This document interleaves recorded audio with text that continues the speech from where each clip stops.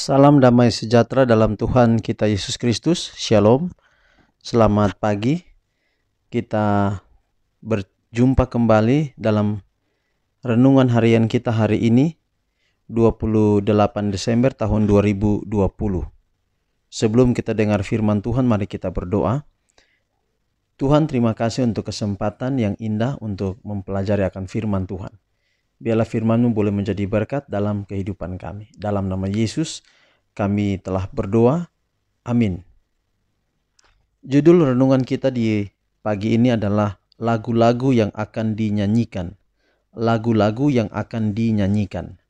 Wahyu 14 ayat 3. Mereka menyanyikan suatu nyanyian baru di hadapan tahta dan di depan keempat makhluk dan tua-tua itu. Sekali lagi, Wahyu 14 ayat 3. Mereka menyanyikan suatu nyanyian baru di hadapan tahta dan di depan keempat makhluk dan tua-tua itu.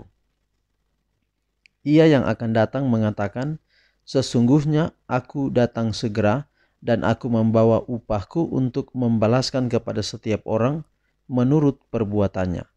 Setiap perbuatan baik yang dilakukan oleh umat Allah sebagai buah iman mereka akan memperoleh pahalanya yang sesuai.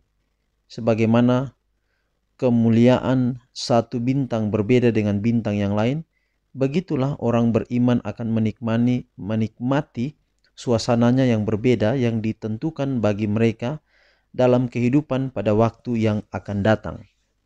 Dan babak berikut tercatat, kemudian daripada itu aku mendengar seperti suara himpunan besar orang banyak, seperti desau air bah, dan seperti deru guru yang hebat, katanya, haleluya, karena Tuhan Allah kita yang maha kuasa telah menjadi raja.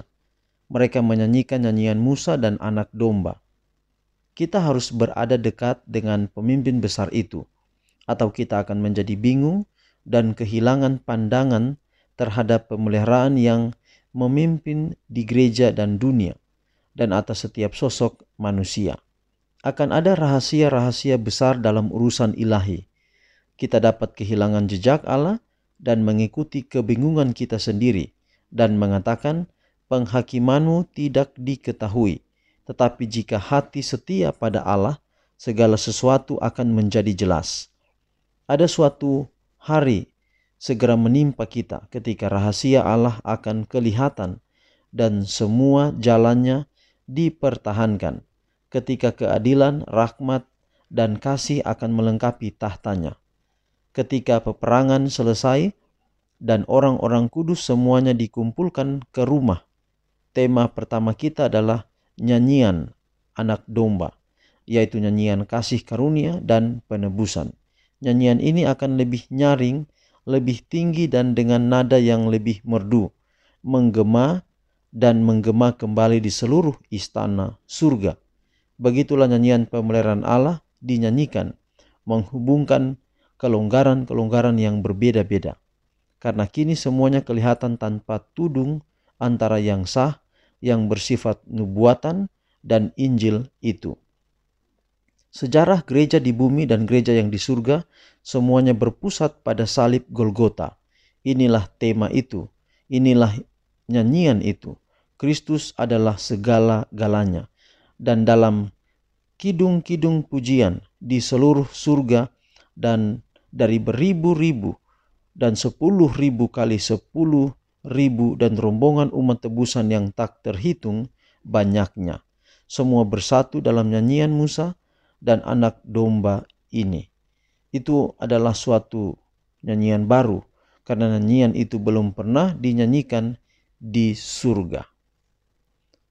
Jadi saudaraku, bahwa suatu waktu nanti akan ada paduan suara yang begitu besar, yaitu adalah umat-umat tebusan akan menyanyikan satu lagu, dan lagu itu adalah di sini disebutkan nyanyian yang baru, dan itu juga Alkitab di kitab Wahyu katakan nyanyian baru. Nyanyian baru artinya nyanyian yang belum pernah kita nyanyikan di dunia ini, yang belum pernah kita dengar, yang belum pernah kita coba untuk belajar nyanyikan. Dan itulah nyanyian yang akan kita nyanyikan nanti. Nyanyian yang baru. Kalau kita tetap setia kepada Tuhan dan kita boleh ambil bagian dalam keselamatan yang Tuhan rancang untuk kita, pasti kita akan mengikuti rombongan yang besar itu di dalam membawakan satu nyanyian yang baru di hadapan tahta anak domba, di hadapan keempat makhluk. Keempat makhluk ini adalah simbol daripada empat Injil di dalam perjanjian baru, Matius, Markus, Lukas, dan Yohanes. Dan inilah Yesus itu sendiri. Biarlah di hadapan Yesus kita akan puji namanya dengan menyanyikan nyanyian yang baru yang tidak pernah kita nyanyikan sekarang ini. Inilah menjadi doa dan harapan kita di pagi ini. Mari kita akhiri kita berdoa. Tuhan, terima kasih untuk waktu yang indah pagi ini belajar firman-Mu. Biarlah firman Tuhan boleh menjadi berkat dalam kehidupan kami. Pelihara kami sepanjang hari ini dalam setiap rencana dan juga setiap tanggung jawab kami. Kami taruh hidup kami ke dalam tangan Tuhan. Inilah doa kami ya Bapa, ampuni keluhan dosa kami. Dalam nama Yesus kami telah berdoa. Amin. Saudaraku, demikian renungan kita hari ini. Sampai jumpa pada renungan kita besok. Tuhan memberkati kita. Shalom.